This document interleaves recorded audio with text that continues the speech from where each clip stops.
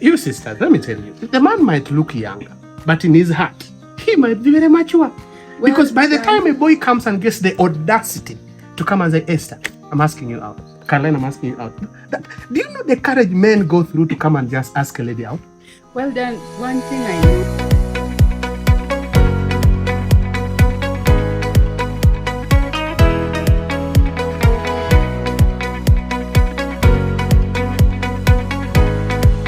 Welcome. Thank you for joining us today. We're just having a casual talk with my sisters.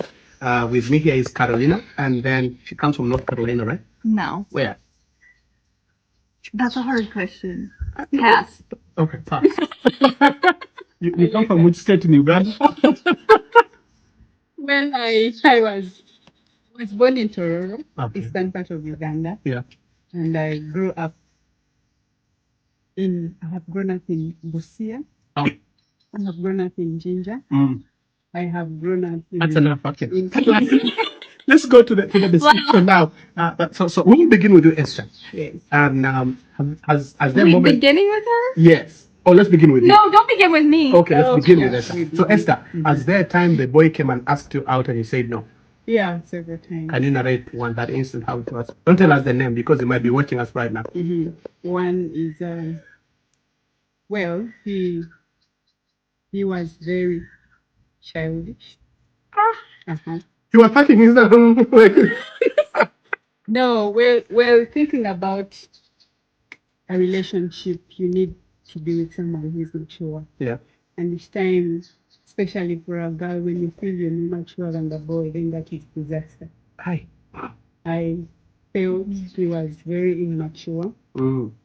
That you know, when you're the one almost babysitting. Hi. And you came for asking for your love. Wow. Maybe I'm using very very big words anyway. But it's okay. But for a relationship, especially that is leading into marriage, you need someone with whom you reason. Yeah. And as the Bible tells us in Ephesians 5:22, Yeah. women as wives, we have to submit to our husbands, and our husbands are our head. Yeah. Our head, and then above them is Christ, and then above Christ is God. So if I am going to be submissive to my husband, and he's a babysitter, he shouldn't be like. We are coming back to Esther. Carolina, as that time that someone asked you out, and what was the reaction? And what was the outcome?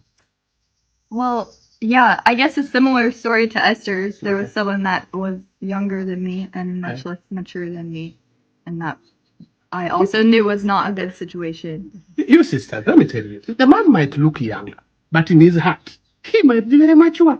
Because by the time a boy comes and gets the audacity to come and say, Esther, I'm asking you out. Carolina, I'm asking you out. Do you know the courage men go through to come and just ask a lady out? Well, then, one thing I know about marriage is something you have to think about. Esther, not marriage. It was just asking you out. Okay, yeah, but why would I get into something? The Bible tells us not to awaken love before this time. So why should I start awakening it when I know it's not leading into anything? Yeah. So by the time I accept, yes, let's begin, I know it's leading into something else. If I know it will not work out well, it's not automatic that it may not work out, but there are things you can look at and say, oh my God, this is an indicator. Yeah. I'd rather not start it. Then better you. That is which scripture we're leaving you to the scripture in I think in Ecclesiastes that says not awaken up and still. I think that be what time or something. So Carolina, so you told the guy no. Then what was his reaction? Was he mad? He was like not wanting to believe or like be on the same page as me. We were on different. And you see in Uganda when a lady says you know, she's actually telling you of so many things. One, let me think about it. Or two, continue pursuing me. Or three, I am assessing you. So what no did your no mean? Did it mean to give him a green light? Because in Uganda, when a lady tells a boy no, they will not give up. They will continue coming through. Did he continue coming through? Yeah, for a while. And how did you handle it? I just had to keep being like, no. And eventually it was like Esther had said, don't awaken love before it's time. That I didn't say that because I'm not a pastor like Esther. But yeah, just it would be like I didn't see any version of it where like my mind or heart could be changed. Yeah. Or where like the circumstances could be changed. Yeah. And so that would be a waste of my time and of his Time. to continue. Beautiful. Carolina, what would you tell some young lady there that is watching this devotion today and this catch up and saying, well, I'm on pressure. This boy or this man or this young man is putting me on pressure. And for some reasons, I feel we don't actually connect. Maybe there's some things, fundamental things that actually like the ones you had, that probably she might be in that situation, that there's some things that she cannot compromise on. And it's not really sexually though, but just really opening up to this relationship. What is that one thing you like to tell her today? Just look straight in that camera. You really and tell put her. me on the spot. You didn't tell me you were going to ask me this. Yes, and that's why this is really a catch-up thing. It does not have to have that script. So, what would you tell that lady that is probably might want to say no to a boy, just like you got the courage to say no to, and maybe she's at a place. It's okay when I say no.